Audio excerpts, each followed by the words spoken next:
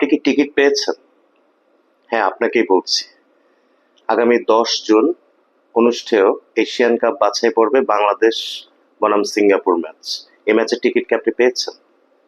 আপনি কি অনলাইনে টিকিট কাটতে পেরেছেন? আমার পরিচিত বলয়ে যারা আছেন, আমি যতজনকে জিজ্ঞেস করেছি, তারা কেউই বাংলাদেশ সিঙ্গাপুর ম্যাচের টিকিট অনলাইনে কিনতে পারেননি। এ নিয়ে একটা হাহাকার চলছে সারা দেশে ফুটবল প্রেমীদের মধ্যে।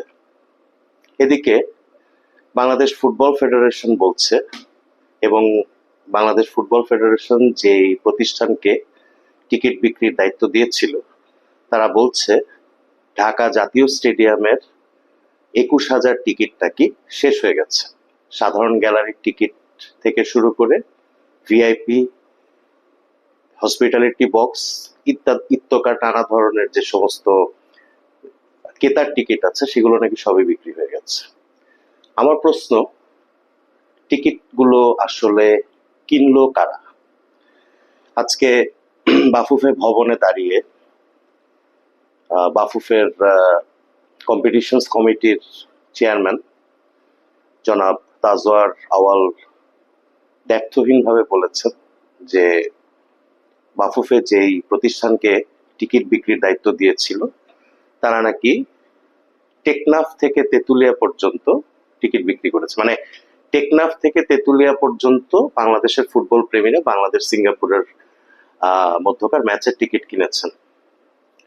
শুধু তাই না, অস্ট্রেলিয়া, কানাডা, পৃথিবীর বিভিন্ন প্রান্তে, এমনকি আফ্রিকার দেশ উগান্ডা থেকেও নাকি টিকিট কিনেছেন ফুটবল প্রেমীরা। আমি জানি না আমেরিকা, কানাডা বা উগান্ডা থেকে কারা এই ম্যাচ দেখতে আসবেন। যদি আসেন তো খুব ভালো, এটা বাংলাদেশের ফুটবলের জন্য ভালো, তাদেরকে স্বাগত। কিন্তু প্রশ্ন হচ্ছে, যারা ফুটবল খেলাটা ঢাকা স্টেডিয়ামে গিয়ে দেখতে অভ্যস্ত, যারা বাংলাদেশের প্রিমিয়ার লিগের খেলা নিয়মিত দেখেন, যারা ফুটবলের খোঁজ খবর রাখেন, তাদের মধ্যে কয়জন বাংলাদেশ সিঙ্গাপুর ম্যাচের টিকিট কিনতে পেরেছে? আমি নিজে টিকিট কিনতে পারিনি। আমি গতকাল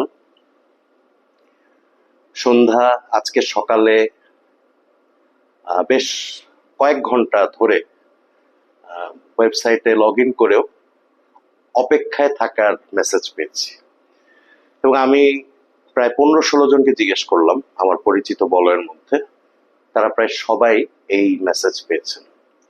কিন্তু বাফুফের দাবি অন্য, টিকিট বিক্রয়কারী প্রতিষ্ঠানের দাবি অন্য।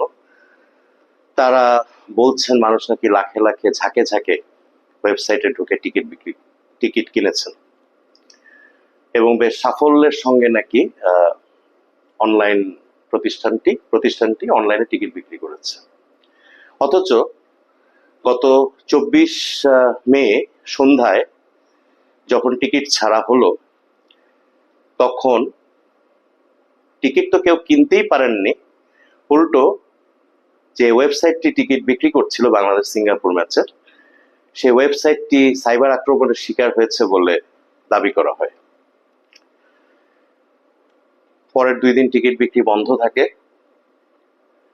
গতকাল সন্ধ্যার সময় বাফুফের তরফ থেকে বলা হয় সীমিত পরিসরে, আমি শব্দটা আবার বলছি, সীমিত পরিসরে আজ সন্ধ্যা থেকে টিকিট বিক্রি করা হবে। সীমিত পরিসর বলতে কিছু নির্দিষ্ট গ্যালারির কথা বলা হয়েছিল, এবং সেখানে পূর্ব গ্যালারির টিকিট বিক্রি করা হবে না বলে পরিষ্কার ভাষায় বলা হয়েছিল। পূর্ব গ্যালারি মানে হচ্ছে, আপনারা যারা ঢাকা স্টেডিয়ামে নিয়মিত খেলা দেখেন, যারা ঢাকা স্টেডিয়ামে যান, তারা সবাই জানেন যে 24 তলা শিল্প ব্যাংক ভবনটি আছে স্টেডিয়ামের পাশ ঘেঁষে, একটি ঐতিহাসিক আইকনিক ভবন ঢাকার। সেই ভবনের নিচে যেই গ্যালারিটা, সেটা হচ্ছে পূর্ব গ্যালারি।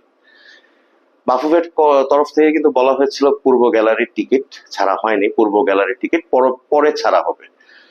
কিন্তু এই যে সোল্ড আউট ঘোষণা দেওয়ার সময় কিন্তু একবারের জন্য ওই 24 তলার নিচের পূর্ব গ্যালারির টিকিটের কথা উল্লেখ করা হয়। তার মানে আমরা ধরে নিতে পারি যে 24 তলার নিচের বা পূর্ব গ্যালারির টিকিট বিক্রি হয়ে গেছে। 21,000 টিকিট আসন ক্ষমতা সম্পন্ন ঢাকা জাতীয় স্টেডিয়াম টিকিট সবই বিক্রি হয়ে গেছে। আমার কাছে খুব অবাক লাগে যে বাংলাদেশের ফুটবলে দুঃসময়ে যারা মাঠে গিয়ে রোদে পুড়ে বৃষ্টিতে ভিজে সো কল্ড এলিটদের ভাষায় বস্তা পচা ফুটবল, নিম্নমানের ফুটবল উপভোগ করেন, উপভোগ করতে অভ্যস্ত, বাংলাদেশের ফুটবলে বড় বড় ইভেন্ট যখন সংঘটিত হয় তখন এদের প্রায় কেউই খেলা দেখার সুযোগ পান না। এটা একটা ঐতিহাসিক সত্য এবং এটা হয়ে আসছে। আপনাদের নিশ্চয়ই মনে আছে 2011 সালে সেপ্টেম্বরে বাংলাদেশে আর্জেন্টিনা ফুটবল দল লিওনেল মেসির নেতৃত্বে খেলতে এসেছিল নাইজেরিয়ার বিপক্ষে। তারা একটি আন্তর্জাতিক প্রীতি ম্যাচ খেলেছিল এই ঢাকা স্টেডিয়ামে। সেই ম্যাচে আমার যতদূর মনে পড়ে টিকিটের দাম এত বেশি ছিল যে সাধারণ মেসি ভক্তদের প্রায় কেউই সেই ম্যাচটি দেখতে পারেননি। একই জিনিস ঘটতে যাচ্ছে দেশের মাটিতে যখন হামজা চৌধুরীর বাংলাদেশের জার্সিতে অভিষেক হবে, দেশের মাটিতে যখন কানাডা প্রবাসী বাংলাদেশি ফুটবলার সমিত সোমের অভিষেক হওয়ার সম্ভাবনা আছে, সেই ম্যাচেই বাংলাদেশের আপামর জনসাধারণ, আপামর ফুটবল প্রেমী কেউই হয়তো এই ম্যাচ দেখতে পারবেন না।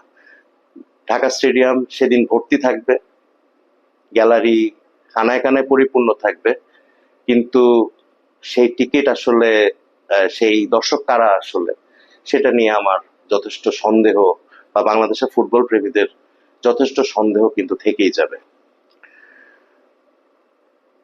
আমার একটা ব্যক্তিগত সাজেশন ছিল বাফুফের প্রতি, সেটা হচ্ছে যে শতভাগ অনলাইনে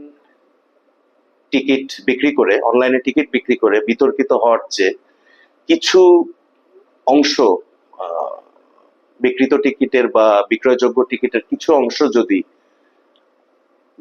স্টেডিয়ামের বুথে বা ব্যাংকে বিক্রি করা হতো, আমার কাছে মনে হয় এই ধরনের বিতর্ক, যে সন্দেহ ফুটবল প্রেমীদের মধ্যে তৈরি হয়েছে, এই সন্দেহটা হতো না।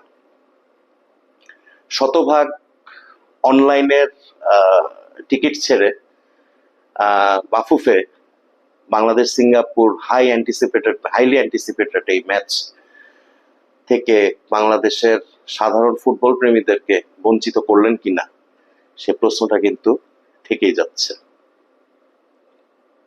আমি আশা করি বাংলাদেশ সিঙ্গাপুর ম্যাচে যারাই টিকিট কিনেছেন বাফুফের দাবি অনুযায়ী বা টিকিট বিক্রিকারী প্রতিষ্ঠানের দাবি অনুযায়ী, তারা সত্যিকারের ফুটবল প্রেমী এবং তারা মাঠে এসে খেলাটি উপভোগ করবেন। তবে বেশিরভাগ ফুটবল প্রেমী, সাধারণ ফুটবল প্রেমী, বাংলাদেশের ফুটবলের সাধারণ স্টেক হোল্ডাররা এই ম্যাচটি থেকে যে বঞ্চিত হতে যাচ্ছেন সেটা অবশ্য বলে দেওয়াই যায়। ধন্যবাদ।